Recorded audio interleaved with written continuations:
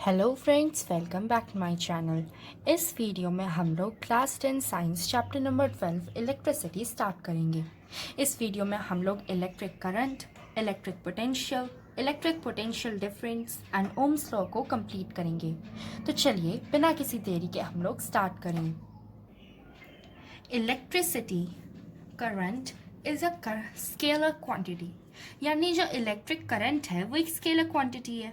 ठीक है, the amount of current flowing और the amount of charges flowing in any cross section of a conductor in unit time is known as electric current. So what is electric current? Flowing of charges in any cross section of a conductor in unit time is known as electric current.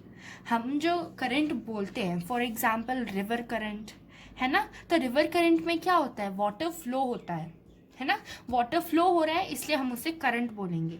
But electric current क्या होगा, जब charges flow हों तो उन्हें हम electric current बोलेंगे। But condition क्या है, कोई क्रॉस सेक्शन होना चाहिए। जिस कंडक्टर में चार्जेस फ्लो हो रहे हैं उसका क्रॉस सेक्शन होगा ही होगा, और टाइम भी होगा, क्योंकि चार्जेस को भी फ्लो होने के लिए टाइम की ज़रूरत है। टाइम थोड़ी ना रुकेगा इनके लिए। The SI unit of electric current is ampere. Electric current की SI यूनिट है ampere, denoted by capital A. SI unit of charge is coulomb, denoted by C. and unit time is sound, denoted by S. Charge की SI unit coulomb है और unit time की SI unit sound है। Sound यहाँ आवाज़ नहीं बल्कि SI unit sound, सिर्फ एक नाम दिया गया है। 1 ampere is equals to 1 coulomb by 1 second. Coulomb किसकी यूनिट थी, चार्ज की, है ना।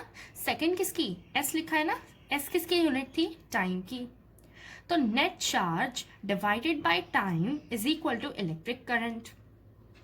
नेक्स्ट देखो फॉर्मूला भी दिया है, electric current I is equals to Q by T। अब Q क्या है, नेट चार्ज, और T क्या है, टाइम।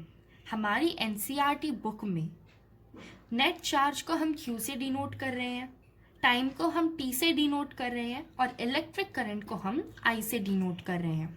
तो I is equals to Q upon T। Electric current is equals to net charge divided by time. ये आपके preference के लिए है, फॉर्मूला ये है हमारे पास, ठीक है। ये भी वही फॉर्मूला है, सेम है दोनों। Flow of current in opposite to the direction of flow of electrons. जो करंट का फ्लो होगा वो इलेक्ट्रॉन्स के फ्लो से अपोजिट डायरेक्शन में होगा। अपोजिट डायरेक्शन में कैसे, कोई अगर हम सर्किट बनाएं, फॉर एग्जाम्पल ये वाला, तो इस सर्किट में ये लेफ्ट हैंड साइड है, ये राइट हैंड साइड है, यहाँ पर ये है बैटरी, ठीक है। और जो ये एरोज हैं ये दिखा रहे हैं कि फ्लो ऑफ करंट, ठीक है, कि करंट किस साइड फ्लो हो रहा है।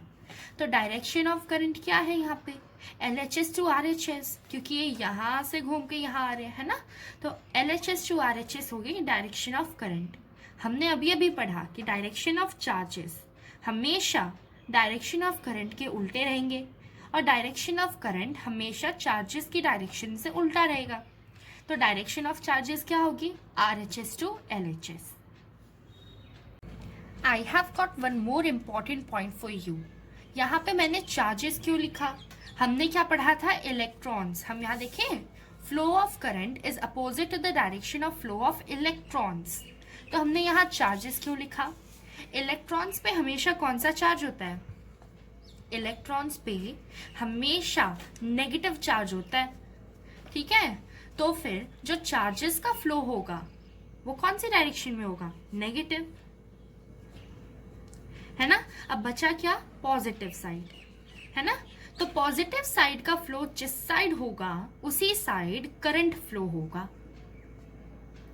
क्यों, क्योंकि हमने क्या पढ़ा, flow of current is opposite to the direction of flow of electrons. Electrons के फ्लो से हमेशा अपोजिट डायरेक्शन में रहेगा। क्या बचा, मतलब पॉजिटिव साइड यानी प्रोटॉन्स की डायरेक्शन में पॉजिटिव करंट यानी कि प्रोटॉन्स, जिस डायरेक्शन में प्रोटॉन्स फ्लो करेंगे उसी डायरेक्शन में हमारा करंट फ्लो करेगा। ठीक है, अब यहाँ प्रोटॉन्स मत लिखना, ये सिर्फ समझाने के लिए बताया है। जिस साइड पॉजिटिव चार्ज फ्लो होगा उसी साइड आपका करंट फ्लो होगा। Okay, now next we have electric potential. Electric potential क्या होता है? Work done per unit charges, यानी एक यूनिट चार्ज पर कितना काम किया गया है, कितना वर्क हुआ है, उसे हम इलेक्ट्रिक पोटेंशियल कहेंगे। It is a scalar quantity. Electric potential एक स्केलर क्वांटिटी है।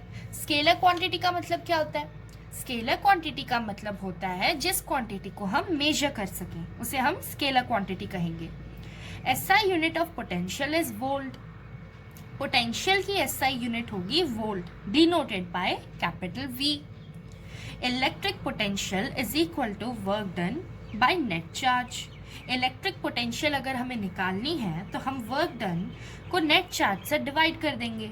ठीक है, अब हमने नेट चार्ज ऊपर पढ़ा था, net charge is denoted by Q, है ना, तो यहाँ पे नेट चार्ज क्यू आ गया। Work done is denoted by W. Okay, work done is denoted by W and electric potential is denoted by V. So our formula comes V is equals to W upon Q.